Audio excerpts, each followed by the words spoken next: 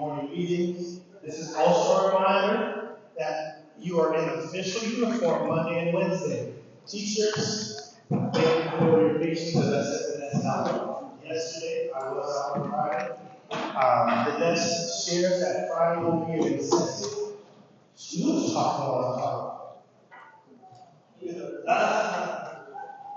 it will be a uniform incentive, which means today I'll allow semi-breaks starting tomorrow. Your uniforms, teachers will take uniform checks during the meeting, during our first meeting. Today we have a special guest, Mr. Jameson, who will be talking with us for one meeting. Headphone out of your head. Y'all know we should have no headphones in here, much of that. Mr. Jameson is going to be working with us today, but he's also going to be working with 8th grade, 6th grade. Eighth. Initially it was 7th, 8th, and I think you said, maybe some 7th graders. Yeah, it'll be 8th grade applications now. Still be working with 8th grade this year. So, without further ado, let's draw our undivided attention to Mr. Jameson. Say good morning, Mr. Jameson. How y'all feeling this morning?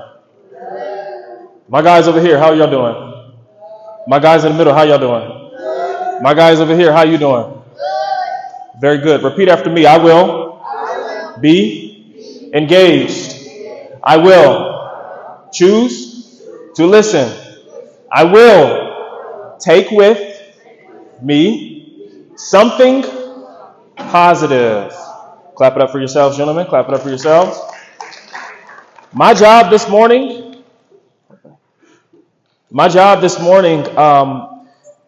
I'm going to make this interactive. I'm going to make it engaging.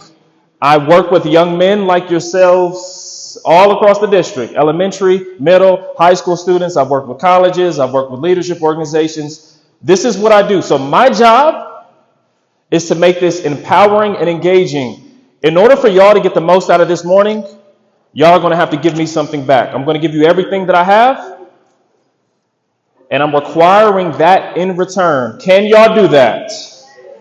Can you do that? Yes. Raise your hand if you've seen me before. I've worked with a few of you, whether it's programming, Desmond, let me see, Jaden, what's up, bro? Israel, Judah, Jace. So I've worked with a few of you last school year, maybe the school year before that, at your schools. But this morning, just going to share a little bit about my story, and hopefully you can take some things from it. Raise your hand if you've had people in your life who have spoken something positive to you. Just raise your hand if you've had people in your life who've spoken something positive to you. Okay. Raise your hand if you've had people in your life who have spoken something negative to you. Okay, hands down. So we're going to talk about a few of those people who speak positive things to us. I'm going to tell you guys a quick story. It was Saturday, April 9th, 2016. I was in college at the time, down south at a school called North Carolina A&T State University. The Friday before, my father had just went and deposited some money into my bank account. So I'm a college student at the time, studying business entrepreneurship. And my father, the day before, had just deposited money into my account. Me and my father were very close. We talked almost every day. He was here back in Columbus. I was down south at school. This particular Saturday, I called my dad that morning just to say, "What's up, Pops? How you doing?" No answer. Called him back a few minutes later. No answer. Called him again a few minutes later. What y'all think happened? Very good. No answer. Now, let me tell you something. At the time, my dad was a sick man. So he was a diabetic. He was a cancer survivor. He had some health issues. When I didn't hear from my father, I called his nurse because there was a lady who came and saw my father weekly to kind of help him out, to check on him. And I said, "Hey, Sheena, I need you to go check on my dad. I haven't heard from him. Just see what's going on." Raise your hand if you've ever knew like something was weird. Like I just had a gut feeling. I was like, things just aren't right. So about an hour later, Sheena calls me back. And as soon as I pick up the phone, she's crying hysterically. And the first word she says to me is, Nate, I'm sorry. See, when Sheena walked into the house, my dad was unfortunately slumped over on the floor and he had passed away. That's okay. From this moment, though, young men, and we're going to talk about defining moments. From this moment, I knew that I had to make a decision as a young man. See, at this time, I was pursuing my business. I was doing what I'm doing right now, speaking at schools, doing programming, doing workshops between here and North Carolina, going back and forth. But see, my father was one of those people who spoke life into me. My father was one of those people who, even when I didn't believe in myself, he spoke positive things into me. My father was the kind of man who would give his last to other people, and I witnessed those things. And so lesson number one, when you have people in your life like that, I want you to listen to them. I want you to understand that they mean you good and that they want to see you do the best. So I had a decision at that point. See, when Sheena told me my father had died, I threw my phone on the ground. And I had roommates at the time in my suite. And I began crying. I was laying on the floor crying. I was going crazy. I just lost my father. And I thank God that I had those individuals around me who could support me and who said, bro, it's going to be okay. What's going on? It's going to be okay. It's going to be okay. But I had a decision at that point because I remember the words and the things that my father spoke to me. I remember all the life my dad put in me. I remember all the confidence my father put in me. And young men, when you have people around this building and myself who you're going to get to know, who I'm sure speak life into you, who I'm sure have you repeat positive things because they believe in you, and who ultimately want to see you do the best. And so I had a decision: give up, throw in the towel, stay sad, or honor my father in the way that I wanted to live my life. Which one do y'all think I chose? Which one do y'all think I chose? Yell it out.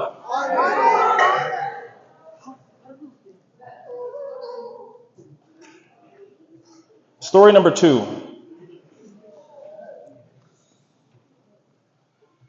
See, we have these individuals who come into our lives, whether it's someone that you know personally, it could be a father, it could be an uncle, it could be a brother, it could be a mentor, it could be a teacher, it could be a coach. Raise your hand if you've had a coach speak positively into your life. Okay, hands down. Raise your hand if you've had a teacher, an educator, a principal speak positively to you in your life.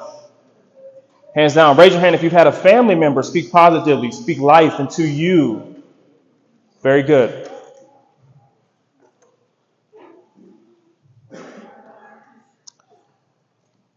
I remember my junior year of high school. I was at Eastmore Academy. Y'all know where Eastmore Academy is? It's right down the street. I graduated from Eastmore Academy. We won a district championship in basketball. You know, I had a pretty good time there. Before I was at Eastmore, I was at Northland High School. Raise your hand if you've heard of Northland High School. Very good. Raise your hand if you've heard of Trey Burke. He was a senior my freshman year. We went to the state championship. We had a pretty good season. But when I transferred into Eastmore Academy, I'm going to give you a little moment in history that changed my life. And I'm believing these same things can change your life. On this particular day, in my PowerPoint presentation class, we had to give a presentation or something. I walked into the class. I was probably flirting with girls. I was being goofy. I was messing around. I was a jokester. I was goofy. I was a goofy kid. My teacher, Miss Marseille Waddell, spoke words into me that I will never forget. And I have shared this story, I'm sure, hundreds of times whenever I've spoke. She said, young man, come here. Now, think about this. At this time, I had a basketball tattooed on my arm, my initials, NJ, the Spalding logo. And I'm like, I'm going to the league. So I don't know what this lady's about to say to me, but I'm thinking I'm going to the NBA. She says, young man, I have some words to say to you. And I'm like, okay, what's up? She said, you know, when you walk into a room, do you know you have a presence about you? Do you know you can command the room? You have a presence. And I had no clue what she was talking about. She said, when you're in front of people, I'm like, yo, this lady's crazy. But what happened was she saw something in me, young people, that I didn't see in myself. And see, you have all of us in this room, which I'm hoping and praying, see things in you that you may not even see in yourself. See, that woman put me in a running to speak at our senior breakfast. I had to speak for my senior class that was graduating, and the rest is history. These people come into our lives and sometimes see things in us that we don't even see in ourselves. So my charge to you young men, everybody say my charge,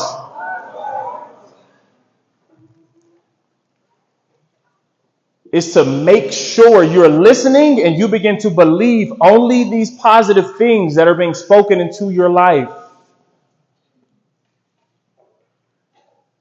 Because we see things in y'all that you may not even see in yourself. Raise your hand if you've been told you're a leader before. Just raise your hand. Okay, keep it real with me. Put your hands down. Raise your hand if you actually believe that you're a leader. Okay, put them down. I appreciate the honesty, gentlemen. But these words that we're speaking into you, all the lessons we're trying to give you, whether it's from your principals, your teachers, your coaches, myself, we see things in y'all that you may not see in yourselves. And so really what I'm just asking from y'all is that y'all listen and you actually begin to believe that I can do what they're saying I can do. That I can be what I believe I want to be. That I can make a difference. See, sociologists believe that we will influence 10,000 people within our life without even trying. So even the most quiet person, the person who just doesn't really like communicating with people, you don't like interacting with people, you will have influence on 10,000 people. So let me ask you this.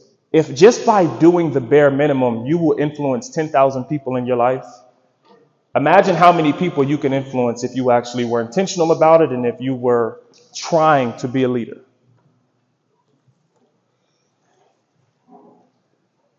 That number could double, number could triple. You could do anything that you want to do. Raise your hand if you're on YouTube. You like watching YouTube, you like watching streams. Some of y'all may stream. Do any of y'all stream?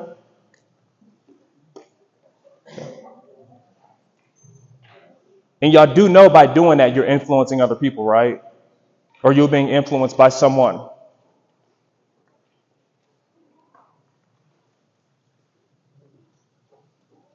Y'all still with me? Y'all sleeping? Y'all still with me?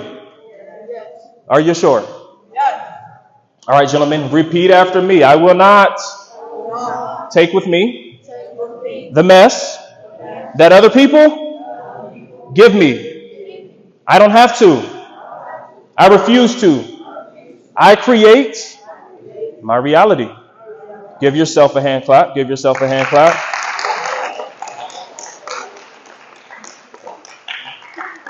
Some of y'all too cool for me. Y'all just leaning back all in the chairs. Sit up for me in chairs if you slouch down. Sit up for me. Body language speaks volumes.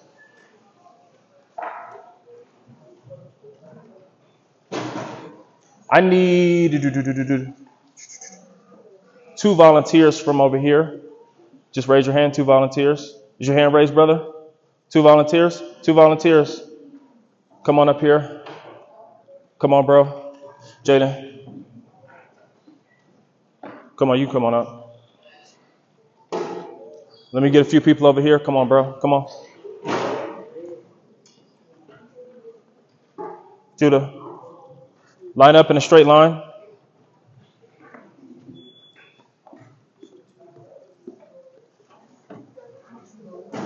Hey, clap it up for the volunteers who stepped up and said they want to come up here. Good job, y'all. All right. I'm not trying to turn this into a class, but I'm going to give you a definition. Okay? There's something called the self-fulfilling prophecy, gentlemen, and I'm going to make this very simple. The self-fulfilling prophecy essentially says that someone has said something about you or given you a label, and you, whether knowing it or not, begin to act out and make it a reality. For example, if you were told you're going to drop out by the 11th grade, you've been told this so many times by your mother, by your father, you don't know that you're doing it, but your behavior begins to make it a reality. So you're not doing homework, you're failing your classes, you're goofing off all the time, and by the time the 11th grade comes, guess what happens? On the other hand, the self-fulfilling prophecy also says, if something positive has been spoken over me, then I may begin to believe it and act out in ways to make it a reality. For example, you're going to go to college, you're going to be a college graduate, and then you're going to start a business. You're going to do this. Maybe you see it modeled with your father. Maybe you see it modeled with your uncle. Maybe you see it modeled with your mother. You're going to go to college, you're going to graduate, you're going to start a business. And by the time you get to that age, guess what happens? Does it happen or no? Maybe. Okay. Y'all with me a little bit. This is what you guys are going to do. I want you to give us one positive thing that's been spoken over you that you actually believe. One positive thing that's been spoken over you that you actually believe. Don't get up here lying to me now and lying to the people. One positive thing that's been spoken over you that you actually believe. We're going to start. We'll start down here and make sure y'all speak up and say it confidently, gentlemen. There you go, brother. Be yourself. You believe that? Do you be yourself? Okay. What's your name? Clap it up for Elliot. Clap it up for Elliot. Jaden, let's go. I will be great one day. Clap it up for Jaden. Clap it up for Jaden. Judah, let's go. Being smart. Okay, being smart. Clap it up for Judah. Clap it up. What'd you say? God chose you for a reason. Okay, God chose me for a reason. Clap it up. Clap it up. Clap it up. Let's go. It don't matter what other people think about you. It's about what you believe in yourself. Yes, sir. Clap it up. Clap it up. Clap it up. Good job. I'll be great. I'll be great. Clap it up for the brother. I'm at home. All right. Clap it up. Clap it up. Give my volunteers another round of applause, y'all. Clap it up. Clap it up. Take a seat, gentlemen. Take a seat. Take a seat. Good job, y'all. As we wind down and come to a close, gentlemen, I know y'all get a lot of information. I know y'all have social media. I know you have IG. I know you may have Twitter. You may have X. You may have Facebook. You may have Snapchat. You may have TikTok. Raise your hand if you got TikTok. Hands down. So you get a lot of information. And if you don't take anything away from what I've told you all and what we talked about and discussed this morning, just take this. Let this be the lesson. You don't have to accept anyone else's definition that they give to you that is negative. So if they told you, you just like your daddy, you ain't going to be nothing. You're going to fail all your classes. You're stupid. You're dumb. You're lazy. You don't have to accept that as your reality. And that you young men possess the power to reject that and to create a different reality. Do we understand that? Do we really understand that?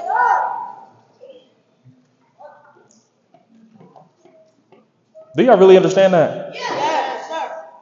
All right, gentlemen, as we come to a close, I want you to give yourselves another hand clap. Clap it up for yourselves, gentlemen. Good job. Dr. Warren?